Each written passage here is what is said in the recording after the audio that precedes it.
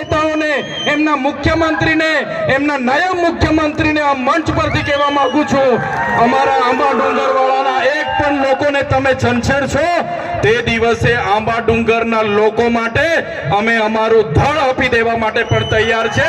છેલ્લા શ્વાસ સુધી અમે લડીશું. મને આ વિસ્તારમાં આવીને મંત્રીઓએ કીધું કે એનું દુકાન નથી. મંત્રીને ખબર હોવી જોઈએ, તમારા પ્રદેશના નેતાઓ, તમારા દિલ્હીના નેતાઓ મારા માટે મંત્રી પદ માટે લાલ બિછામ બછાવીને ઊભા હતા, લાલ જાજમ પાથરીને ઊભા હતા. મને તમારા પ્રદેશના નેતા અને દિલ્હીના નેતાએ કીધું, ચૈતરભાઈ તમે આવો, તમને કાલે મંત્રીમાં અમે ઉપાડી લઈએ, કાલે મંત્રી બનાવી દઈએ. પણ આ ચૈતરભાઈ વસાવા મંત્રી તંત્રી મુખ્યમંત્રી માટે નથી, અમારા આદિવાસીઓ માટે લડવાવાળા નેતા છે. ત્યારે શું તમે દુકાનની વાત કરો છો? શું તમે ઉધારની વાત કરો છો? તમારી દુકાન છે, તમે ઉધારની વાત કરો છો. તમારી દુકાન છે તો તમારી દુકાનમાં અમારા લોકોના જે જાતિના, અમારા ઓરિજિનલ રાઠવાઓને આજે જાતિના પ્રમાણપત્રની તકલીફો પડે છે, તમે એમના પર 15 જાતના પુરાવા માંગો છો. આજે અમારા યુવાનો પોલીસની ભરતીમાં જાય છે, એમને કટઅપ 40 લઘુત્તમ માર્ક લાવવાની તમે પરિપત્ર બહાર પાડ્યો છે. જે ઉચ્ચ અભ્યાસ કરે છે એવા વિદ્યાર્થીઓ માટે તમે પોસ્ટ મેટ્રિક શિષ્યવૃત્તિ બંધ કરી છે. ત્યારે તમારું સરકારમાં કંઈ ઉપજતું નથી અને તમે કવાંટમાં આવીને તમારી દુકાનની વાત કરો છો. આ એ ચૈતર વસાવા છે, આદિવાસી વિદ્યાર્થીઓને જે ઉચ્ચ અભ્યાસ કરે એમને પોસ્ટ મેટ્રિક શિષ્યવૃત્તિ સરકારે બંધ કરી હતી.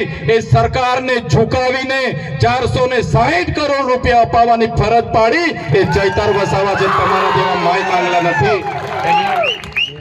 આ ભીડ એ તમારા જેવા, અમારી પાસે 7 કરોડનો મંડપ નથી, અમારી પાસે 2 કરોડનો ડોમ નથી, અમારી પાસે 5 કરોડનું સ્ટેજ નથી, અમારી પાસે ભીડ લાવવા માટે 7 કરોડ 71 લાખ રૂપિયા ટ્રાઇબલના નથી, અમારી પાસે ડેકોરેશનના 16 કરોડ આદિજાતિ બજેટના નથી, અમારી પાસે મોબાઈલ ટોયલેટ માટે 2 કરોડ ને 40 લાખ રૂપિયા નથી, અમારા લોકોને નાસ્તા સમોસા ખવડાવવા માટે અમારી પાસે 2 કરોડ નથી, અમારા લોકોને ચા પીવડાવવા માટે 2 કરોડ નથી.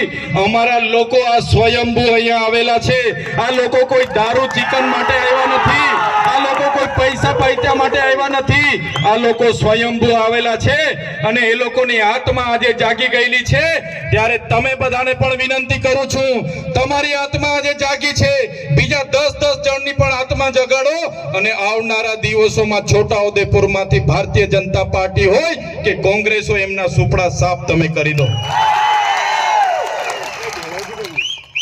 આઝાદીના 50 વર્ષ કોંગ્રેસનું શાસન